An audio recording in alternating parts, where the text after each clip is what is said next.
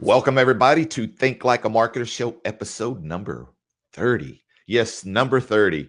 Today is what, Wednesday? And you're at work and you're not watching my show? Hey, for everybody who's watching this on the replay, hey, thank you. And anybody who took the time during their busy day to watch the actual live show, remember, you always have the ability to comment when I have these guests on. I have a great topic today, and it's a topic that most people really don't think about, talk about, or even really understand. And that's the value of your time. Hey, if you really think about it, your time is the most valuable thing we have. And most of the time, we abuse it. We don't appreciate it. And today I brought on a guest that, hey, I'm not the best with my time. This guy in the industry that he happens to be in, out of all the friends and people that I know, he's the best at managing his time because, creative people, we're not always the best at it. But I think it's worth noting and worth putting out there to really get you to thinking about how valuable your time is and the asset. I always close the show with the price of anything is the amount of life you're willing to exchange for it. And that's a powerful statement when you think about it. I remember a story before I bring on the guest. I always like to, give some context first, and then I'm going to let him have the floor because he's going to be amazing. As Donald Trump would say, he's going to be amazing. So, but there's a story about Pablo Picasso. He was in a restaurant and a lady recognizes him. And she runs over and is like, "Oh my God, you're Pablo Picasso. You're Pablo Picasso." And she hands him a napkin and asks him if he would draw her a sketch. And he's like, "Sure." So he takes a couple of seconds. He draws a picture on there. Literally takes him like 15 seconds. And he goes to hand it to her. And he said, "That'll be $15,000. And she goes, "Excuse me, it only took you a couple of seconds to do that." And he goes, "No, ma'am, it took me 30 years. And I think that that's a powerful statement for all of us to just internalize that you have a value. As you get older, you learn things in life, and you learn uh, things that people that may not have to experience those things. So before I go to my guest and introduce him, I want to say thank you to our sponsors at randallchestnut.com. It may sound ironic, but it is my name and it is my website. And if you are someone who's confused about marketing, you feel overwhelmed with marketing, you have no idea where to start, you don't even understand what marketing truly is, head on over to randallchestnut.com. I actually have a 9-step process. It's totally free. You can go over there and you can download that process. It walks you through the 9 steps of creating the perfect marketing blueprint. So again, that's randallchestnut.com. So now I want to move over to introducing my guest, Mr. Billy Bray. Billy, hey, thanks for coming on and sharing your knowledge, with time. I know a lot of people really don't think about time, but in your industry, you guys think about it a lot, right? Well, Randall, that is true. I just want to start off by saying thank you for having me on the show. I've been a fan watching your show for a long time, and being on it now, definitely an honor. And so thank you. And hello to everybody out there today on this glorious Wednesday afternoon. It's interesting because it's not just the business that I'm in now. It actually goes way back to my first sales career. And so today I'm a serial planner, okay? And that started back when I was I think I was 18, going through some sales training. And my sales manager helped me map out my day and my calendar and the use of my time. That was back when we had the handwritten, the planners, the day timers, and there was different brands and all that. But we would have planning sessions, obsessive planning sessions. But it was because he knew that managing an 18-year-old sales rep, that he's got to show me the blueprint. Otherwise, I'm just going to chase my tail. And Right. so having these planning sessions helped me manage my calendar. And there was a point in time, Randall, when I was running a 100-person sales team, when I was a couple years later, about 20 or 21, and I had every 15-minute interval of the day or increment of the day mapped out. And so whatever Wow. time I'd start, I think we started at maybe 9 a.m. back then, and we'd go usually till about 7 in the evening. And then there's every 15-minute interval. Now, some of that you're doing the same thing for 2 hours, but there's not a lapse of time. And that helped me learn how to manage it. And so now I manage it inside the office and in my personal life. And the thing that you said to open the show up was the value of anything is how much time you're willing to exchange for it. That really resonated with me. And I think that's so true, because the things that you do that you give up your time for, a lot of people, I think that you also said that people abuse their time management. I think you're so true. So I've got a lot of thoughts on this, but that's kind of my opener for you. Man, I think we're all guilty of it, right? Yeah, we all are. And sometimes it's okay to say, hey, I'm just going to lay out in the sun and just throw money in the air, because that's basically what time is, and rejuvenating, because there is a value in that. But what we're talking about here is your day to day, like providing for your family. Looking at time is it's a finite. There's only a limited amount of it. Like if you look at and you follow what is the average age of a male in the United States, and you say, I'm going to use that as my time frame, right? Like I have that time frame, whatever it is. I don't even know what it is. It's like 77, I think now. So if you looked at that here, I'm 49, so we're talking about like 28 years. So if I said I got 28 years, what am I going to do with that 28 years? And I broke it down to time. Would I want to be doing what I'm doing now, knowing that? Like, Right.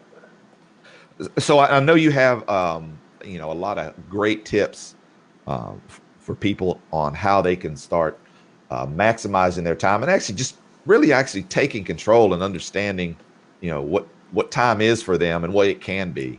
What is the number one tip, if you had to share just one, you had a couple of minutes, what would that be? It's going to be tough to just to give one, but Okay, then give a handful then. here's what it boils down to. It boils down to focus, purpose, intent, and really what your goals are. So this ties into goal setting, and it ties into just getting things done. And so a lot of people, I'll reference my cookbook that I wrote when I was 25.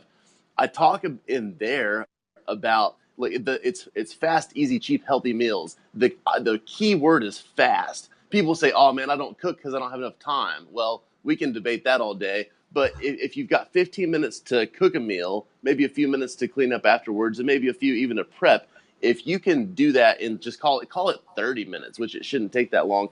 People say, "Oh man, it takes me 2 hours to cook a meal." All right, well, during that time period, and you can correlate this to a lot of things: getting ready in the morning, or getting prepared to go to bed, or any of your routines that you're not on purpose and that you're not having a time say goal. If I say, hey, this meal is done in 20 minutes, boom, let's get to work. And here I'm going to have all my stuff out. I'm going to cook this. I'm going to add this at this certain point in time, and I'm going to be done in 20 minutes. If you set that little incremental goal, boom, then you can go on to the next thing. Now you're going to go play with your kids for 45 minutes.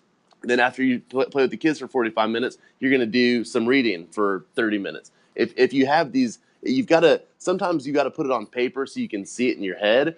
But then once you're able to do this and kind of compartmentalize your time, I have goals in almost everything that I do. If I go to the grocery store, my goal is to be in and out in like 20 minutes, and I've got a budget. Boom, I'm going to spend $120. I'm in and out, and that's what I'm going to do. You've got to kind of chop that up so you understand in your head, I'm on purpose. Otherwise, you're going to go there. You might be there for an hour and a half, and you might spend $320. It's having the time management is also correlated to goal setting. It's just you shrink your goals down to little bitty increments of time. Man, that's a great point. They say, any task can be broken down to how do you eat an elephant? One bite at a time. How do you read Yeah. a book? One page at a time. Right. And how do you manage your time? It's like you said, breaking it into chunks. Going shopping is like the grocery shopping, especially, is like it's like pulling teeth for me. It's like I'm You in and out as fast as possible. you've got to be, and know your list, know your budget if those things are important to you, and then know your time constraints. Because you can get all those can go out of whack in a hurry if you're not on purpose, on point, and with those small goals to hit your time management.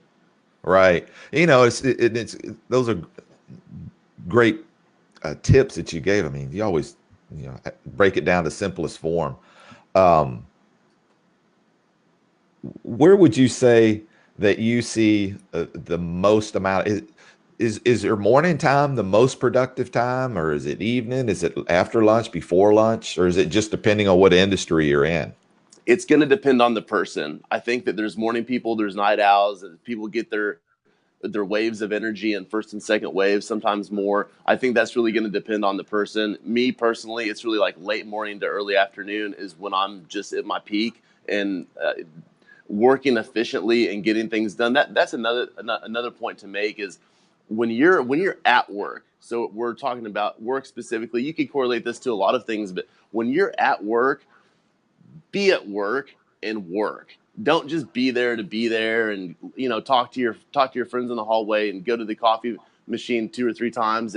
When you're on point, nose down to the grindstone and just get after it, because that's another time management thing. If you can do, I used to joke with my dad. I said, Dad, I probably get as much done in half of a day's work that a lot of people get done in several days' work. And that's not because I'm better than anybody or anything. It's just because I'm so on purpose and focused with, okay, I've got to do this and it's got to be done by this amount of time. If I pulled my Outlook up right now, you would see the whole day is blocked. For the most part, there's a couple of gaps in there just because I need them. But it's going to, like, I know exactly what I'm going to do. And then when I'm done with those things, it's like, all right, what else can I do? And it's checklists, it's goals, and it's all about, like, how much can I get done in a certain amount of time? It's not necessarily spending a ton of time on it. It's always, they have the correlation. They say that uh, it's not the time that you exchange for something, it's the value you create for something. Is how you earn dollars, is how you make money, right?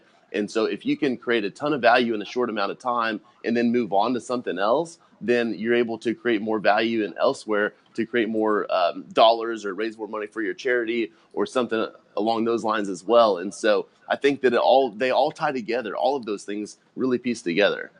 Right. I don't think it was Ben Shapiro.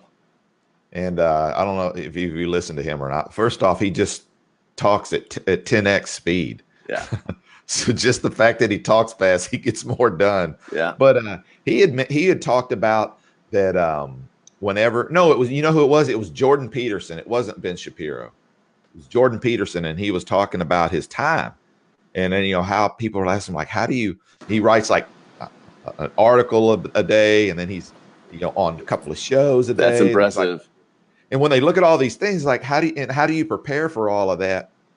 And he said, I just focus on one task at a time. And when someone says, "Hey, Billy, can I get a minute?"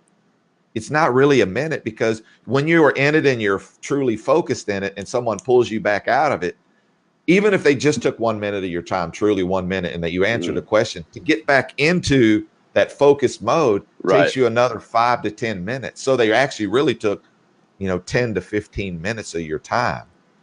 So be careful about these time stealers. It's not that you don't want to help them, but you're trying to get your stuff done too.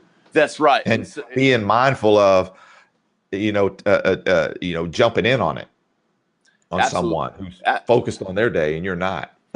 And that comes down to knowing how to say no, and then also just scheduling your calendar in front. So, like, hey, I don't have a moment right now, but January 8th I do. I want to give you my full time and attention. Then let's go ahead and schedule this. So it goes into scheduling as well. So a big Yeah. part of what I'm doing right now, what I've been doing the last 2 or 3 days, is booking appointments for the back half of the first week of January, all through that. And so that way I'm planning, I'm making my schedule happen. And so that way, when I've got 2 or 3 meetings a day booked up for the second week in January, then I'm able to manage that because I prepared. And so what I'd encourage you guys to do is be thinking about that as well, especially as we turn about to be in the new year. What are you doing today? What are we doing today to be able to prepare for our time management, to maximize our time when it comes to new year? Because we've got new goals. A lot of us, reset to zero if we're in business or sales for the new year. And so it's important to be taking this time to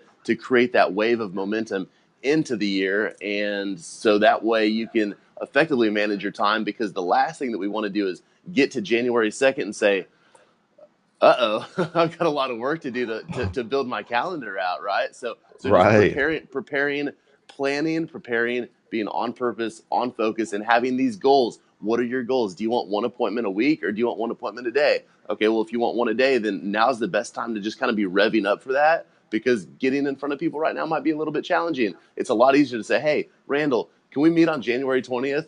Oh yeah, man, that's several weeks away. I'm actually free. So that's a Yeah. nice, easy approach to use with people to be able to manage your calendar, and it's non-invasive. I say, hey, Randall, I need you for an hour and a half, like January 20th, and you say, okay, well, I might not be able to give you an hour and a half, but I'll give you 45 minutes because you maybe you don't have anything for January 20th, So leading into 2019, I would highly encourage, because that's the way you can effectively manage your calendar.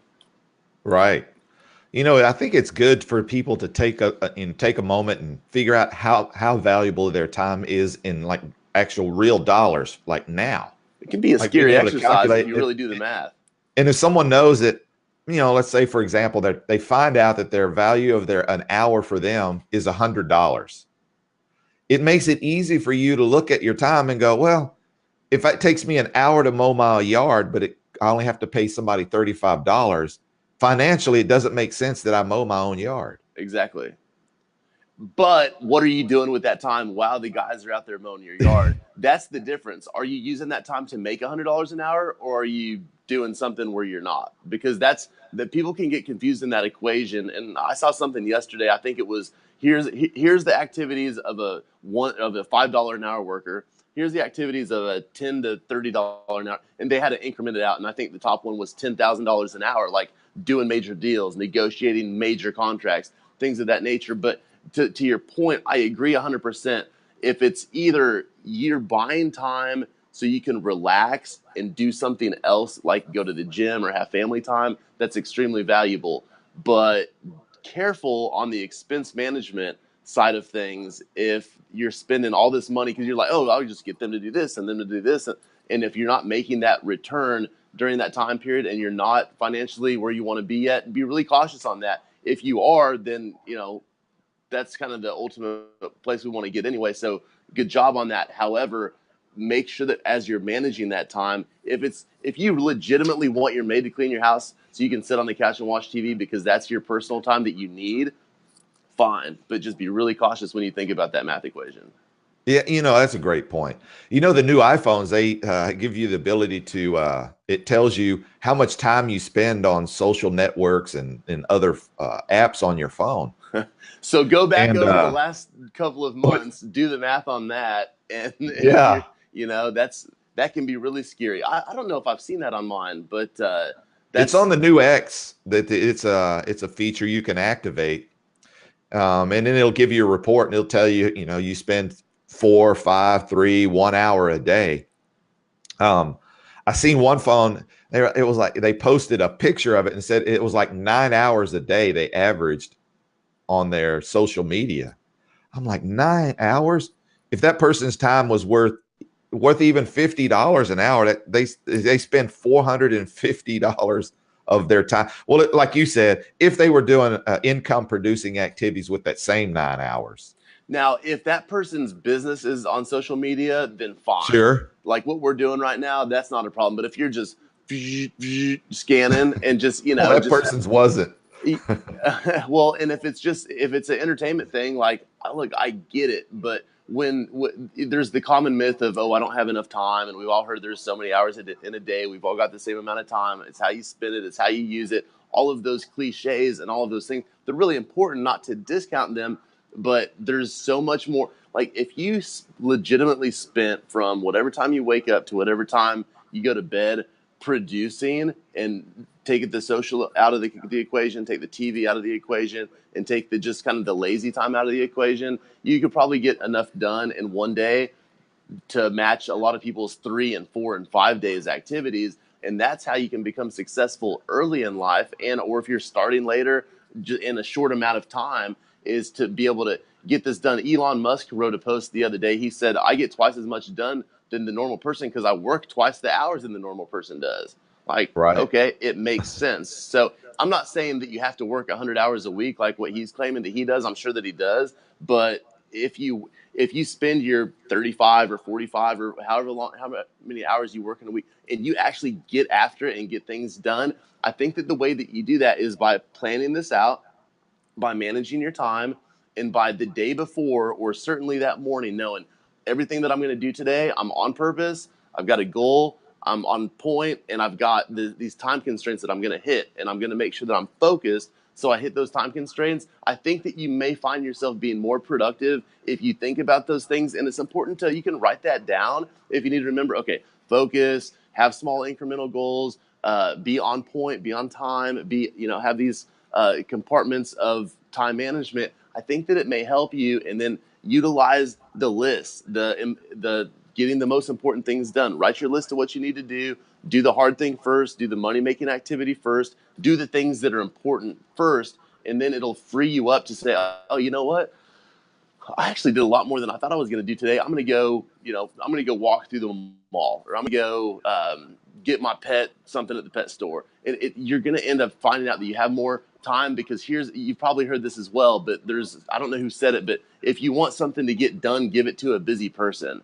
The reason that they say that is because those busy people, they're going from one activity to another, and they're literally just getting things done consistently. And so we're talking about time management and how to free up your personal time, and also how to be effective at work. I think those are a couple of ways to do it. There's books on how to schedule your calendar. There's books on how to do all of these things, on how to plan, how to prep, how to put your goals down, having incremental goals, and the different type of goal setting strategies. And we can go into that further in detail on here if you want to, Randall. But I think that if our audience thinks about things in terms like that, it may help them just maybe produce a little bit more, or maybe have a little bit more free time. Right. Well, you either have a lot of time and no money, or you have money and you can go buy other people's time, and that's called leverage. So that when you're broke and all you have is time, that is your asset. That is the asset. If you're an entrepreneur, then you need to be very careful and cautious, like you're saying. Like, be aware of it, because that's the only thing that you have. You don't have money. And then as your business grows and you actually get money to come in, you now have the ability to go and buy other people's time, and then that fill the gap. And at some point you may get wealthy enough or have enough income that you can buy so many people's time that you could do whatever the hell you want with your time. And it doesn't necessarily have to always be busy, busy, busy, busy. It could be leisure, because you got money out there buying other people's time. That's leverage. That's when people get truly wealthy, it's leverage, and they can buy other people's time, and they don't have to. But what can happen, I see it because I've done it myself, is that you start off and you build a business, and you do all these tasks, and you get into this habit of doing it, and you start always wanting to be the one to do these tasks, and you don't realize that now you've generated this income. Now it's time to start this process of leveraging and buying, going out and finding the best whatever that you don't have to do now because you have money, and leverage their time and say, hey, I'd be willing to give you X amount for your time. And then just make sure, on the other end, that you get more than it cost you to pay for his time. That will cause, because if you don't do that, you will get burned out in whatever it is you're doing. Eventually you will get burned out, because I have a habit of I'm a workaholic, right? But it's really actually escapism. I'm escaping from something. Like, I don't drink, I don't do any of those things. So my thing is work. So people like me have to be careful that, that we don't just work ourselves into the ground and, go to the grave. It's like, oh, all this guy did was work. There is an element of leverage in time too, that you get the luxury of buying other people's time. I mean, that's how you truly get wealthy. Mm-hmm. That was my Randall Chestnut rant of the day. Yeah. Well, I mean, I look back at my early self, and I was like, I was burning myself out. Yeah. I mean, all these things that I'm saying are things that I've done myself that, sure, if I could go back and fix them. You familiar with Eckhart Tolle? I'm not. I think something now. Start with Now, I think was a book. And one of the things he talked about in there was you got psychological time and clock time. He said, like, psychological time is you're going, wow, I shouldn't have had that argument this morning. Did I hurt Billy's feelings? And you're living in in time that does not exist, because you can't go back and fix it. You can't go back and change it. It's done.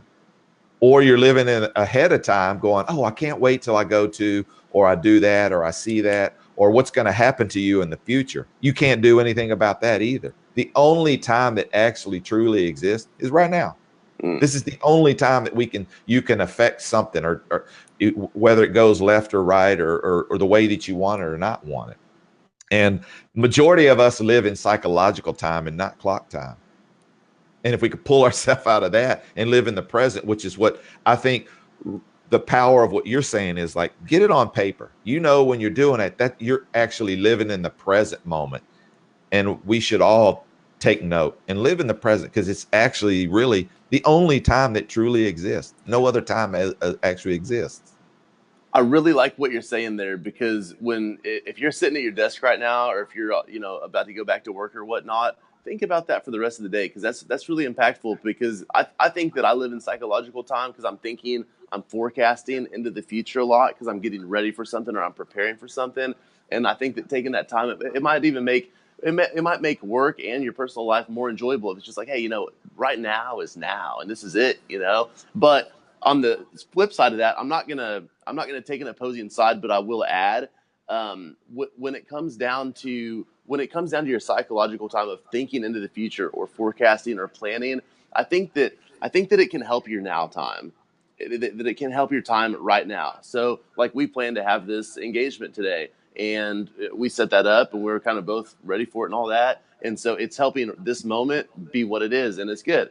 Now, if you're sitting there, and if you're the person that's not completed your 2019 goals, and maybe you're just a little bit confused, or you're a little bit unsure, that's no problem. But now is the beautiful time to clarify that and think about, hey, what do I really want to do in 2019? Get it on paper, write it down, create a vision board. I would highly recommend that. And so that way you're thinking about, like, why am I at work doing something that maybe I'm not too happy about right now? Well, it's because in 6 months from now, if I do this for 6 consecutive months, I'm going to take that trip, or I'm going to buy that thing, or I'm going to enjoy this experience. It will help you live in the moment now and have more enjoyable, hey, like, look, work's fun a lot of times, and it's very enjoyable a lot of times. Sometimes it kind of sucks. Let's just keep it real, okay? So if you're going through that, if you're going through that part in time where it's like, man, this is the thing that this is my least favorite about work. Well, if you're thinking about, hey, in the future, I've got this car on my vision board, I've got this trip, I've got this dog,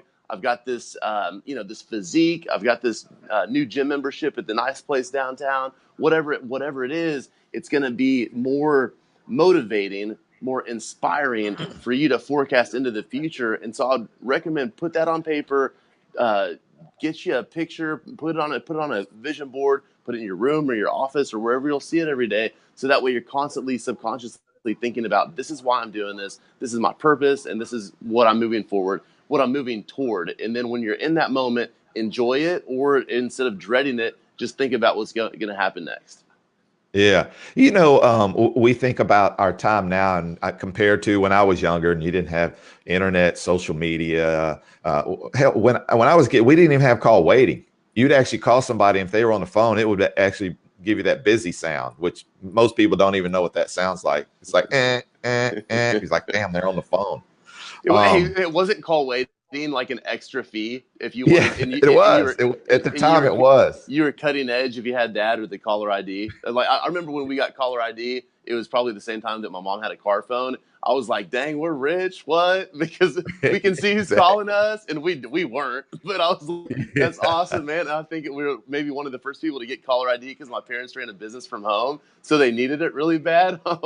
It's Yeah. amazing. But sorry, it was just a funny point. No, I look back then and I say now, and we have all these amazing tools. I mean, you think about having this device, the cell phone. I mean, it's the most powerful device ever to exist on the planet ever. Yeah. I mean, if you think about, you can people run multi-billion-dollar businesses from their phones, literally from their phones. And all of the information that you can get, you can find out where you're at. You can have a car come to you. You can order anything from on the world. You can FaceTime with someone anywhere in the world. I mean, think of all the things you can do with that device, right? But it's also the most distracting device ever to exist because it can pull you out of, back when, I was younger, it was like there was nothing else to do. If you think about, back in the 80s, it was like MTV just started. Like that was the only thing when we were younger, you would run home and you would see what the newest video, Motley Crue or whoever it was, or Madonna, she was big back then too. That was it. That was basically it. And we had Atari, and it was early on, and even in that, there wasn't very many distractions. So the only thing that you could do is go outside and play with your friends. And when the street light came on, you had to be home. That was it. So it was much easier to focus on being, friends, focus on, things that didn't really matter. Like there's a lot of things that the media and social media make us feel like we should care about. Like we should care about Kim Kardashian. We should care about Kevin Hart not being the host of the Grammys. Who gives a shit? I don't care. Why should I care? Even sports. Like I'm a big sports, and I was even worse when I was younger. But now, I value my time a little bit more, and it is a good escape. But if you think about sports, I mean, really, sports was created to take your time, but to be a time stealer, like to help you escape. Go back to the Roman times. The reason they had those games was to make sure that people had something to look forward to, so they didn't kill each other. Wow. I mean, you think about that same thing with sports. Like when we say my team won, and we get mad when somebody talks bad about our team. Why? I wasn't on the field, because if I'd have been on the field, we'd have won. There's so many things out there. Basically, I was just saying there's so many things that are out there asking to steal our time. And if you think about advertising to its truest form, all advertising is, Facebook is saying, hey, Billy, I want to get your attention, and I'm going to sell it to someone else. I'm going to sell it. And I'm not giving you, all I'm going to give you is the ability to communicate with your friends while I at the same time sell it. And it's the same thing with Google. All the social media, it really comes down to is they are buying time, and they're trading time, your time, and you're willingly giving it to them. So, I mean, it's okay. They give you a great exchange, but know that they are the most valuable. They find that so valuable. They build billion-dollar corporations off of your time. Yeah. Anyway.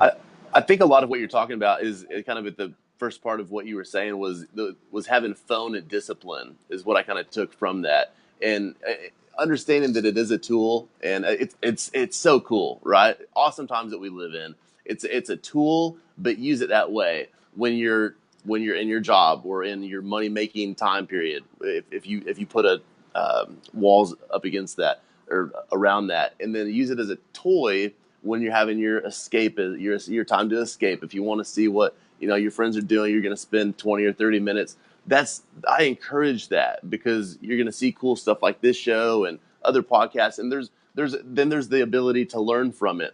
If you're going through your LinkedIn and you're connecting with people that you want in your circle, or if you're trying to reach out to touch this person that you really want to have a meeting with, or that you really want to just get to know better, or if you're using it to build a network and you're using it to build something that's bigger than just the entertainment factor. And there's nothing wrong with the entertainment factor. I mean, entertainment's the most highly, the reason that athletes get paid so much and actors is because we spend our money to watch that stuff, because it's entertaining, right, and it's exciting for different reasons and all of that. It's not because of any other reason except for that. It's because they generate all of this top line revenue, because Billy and Randall are going to have a Coke and a hot dog at the Rockets game, Yeah. And we're physically going to pay money for those seats and everything else that comes with it. So talking about the phone discipline, I think, is really important. And then also the ability to scale your business through your phone is one thing that I like to use.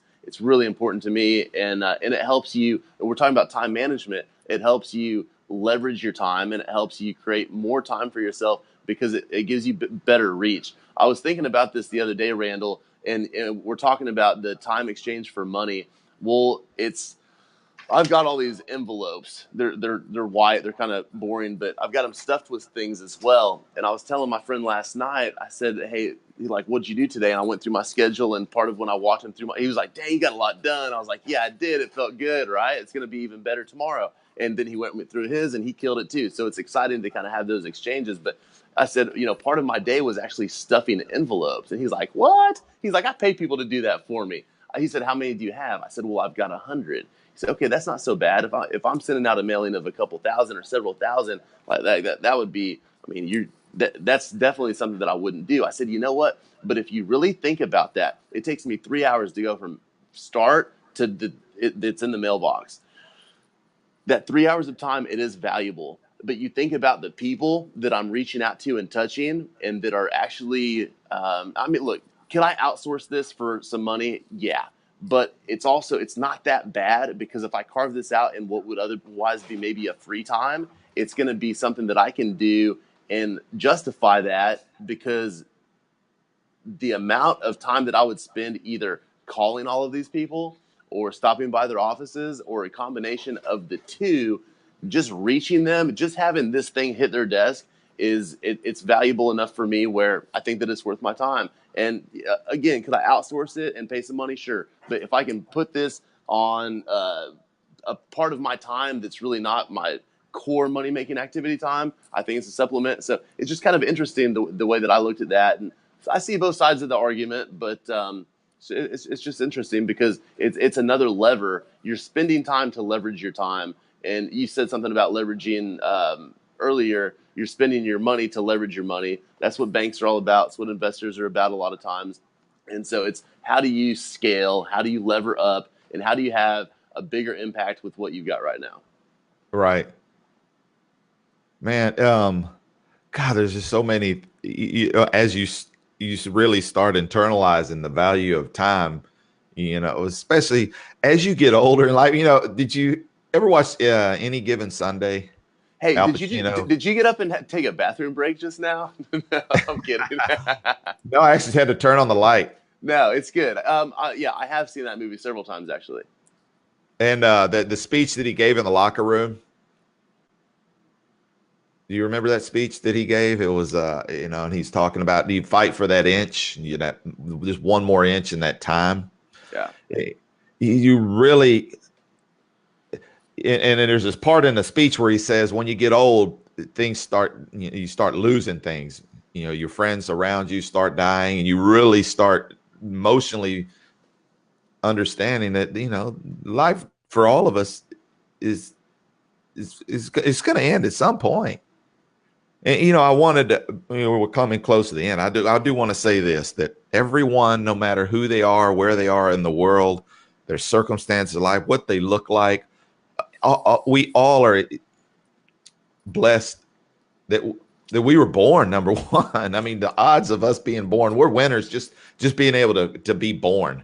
That's right. Forget, that we have millions and billions of dollars. At the end of the day, we all live, and then we all die, and then we're gone. That's it.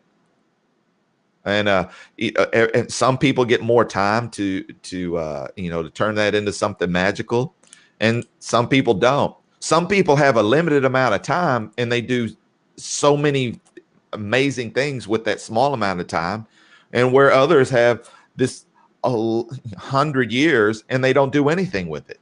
It's so, understanding that we're, number one, they were all equally valued, no matter how much we're worth, how powerful we are, whether we're the president or the person who sweeps the streets. We're all equally, at the end of the day, we're all humans. We all have the same, we were blessed with that. I think a lot of people, especially social media, starts pushing, your value, your feeling of worth. Like, am I really worth it? Like, oh, come on now. I mean, that shit's fake. I mean, at the end of the day, we're all the same. But that doesn't mean you shouldn't value the blessed time that you have. You should. That's why I really wanted to have this. It's like, understand that you were already blessed, right? So what are you going to do with that now? Are you going to bitch and complain and use victimology and say, oh, whatever excuse you want? I hate that shit. Yeah. I can't stand that when somebody's complaining about, hey, the only person that you can control is yourself. So stop complaining about other people and focus on controlling what you can do. And what you can do is start manage your time better and handle that. Stop worrying about what your neighbor doing or not doing. That's a time waster as well. Yeah, it is. Well, we're coming in. We're coming in on the hour because I got an appointment actually at 12 o'clock Eastern. So that's 11 o'clock here. But if people wanted to reach out to you, we didn't get into your business, all of what you do. But if they wanted to reach out to you and steal your time, just kidding. If they wanted to, I know you wrote a book recently. If they wanted to reach out, what would be the best way that they could get a hold of you? Well, here's what I'll say. If you're a viewer of this show, you're not going to steal my time. I would proudly talk to any of you guys. If you have questions or if you didn't hear what I said or want some elaboration on this, please feel free to reach out. I love adding value to people's lives. And if I can add value to you, please reach me. My personal cell phone number here. This is scary, right? But here it is. It's 281-222-4585. Call me, text me. That's the best way to reach me. Probably a text message would be ideal, especially today, but reach out. I wrote a book on buying commercial insurance. It's basically the buyer's perspective of how to buy insurance and get it. I guess I'll say it, this is maybe not PC, but how not to get screwed over by the insurance company. From the buyer's perspective, here's the playbook. Here's what you do on how to do that. And so I would like to leave the guests with a couple of takeaways, Randall, if that's okay. Yes. Just the action steps of what this is. So we're talking a lot of concept. We're talking a lot of, hey, this is what you should and could do. If you were to adopt what Randall and I are talking about today, here would be my first action steps. My first action step would be to either buy or start utilizing a calendar. You don't have to buy the hard copy one. You can if you want to. Some people use it. I've got my Grant Cardone one around here somewhere. I usually just use it for notes. But use your Outlook or on your Apple product or your smartphone. Use the calendar on there. You can use it as a to-do list. You can use it as these are the things that I'm doing at different times. Start doing that, and then also be thinking about your 2019 goals inside of work and your personal goals, and then start writing those down. If you want to make a vision board, the easiest way to do it, go to Google, get a picture of what you want, screenshot it, send it to the Walgreens app on your phone, and order prints at the local Walgreens. Boom. Then you put it together on a poster board. You get your vision board taken care of. And be thinking about short-term, medium-term, and long-term goals while you're at work, while you're at the grocery store, while you're making that vision board. All of these things tie together about making your time more enjoyable and also being more effective with it, which I appreciate your time today, Randall, for having me on the show. So thank you so much. Oh, man, I appreciate it. Hey, like I said, the price of anything is the amount of life you're willing to exchange for it. And you exchanged almost 45 minutes worth of your time. And I always value that. And I'm sure the audience does. And thanks for those tips. And hey, for everyone who is not already following the Think Like a Marketer show on Facebook, make sure you go there and follow it again at Think Like a Marketer show on Facebook. You go to YouTube and rewatch these also. If you are riding in your car and you just don't have anything, there's nothing good on the 855 radio stations. You can always check out the podcast, upload the podcast there as well. So again, hey, thanks everybody and enjoy your Wednesday.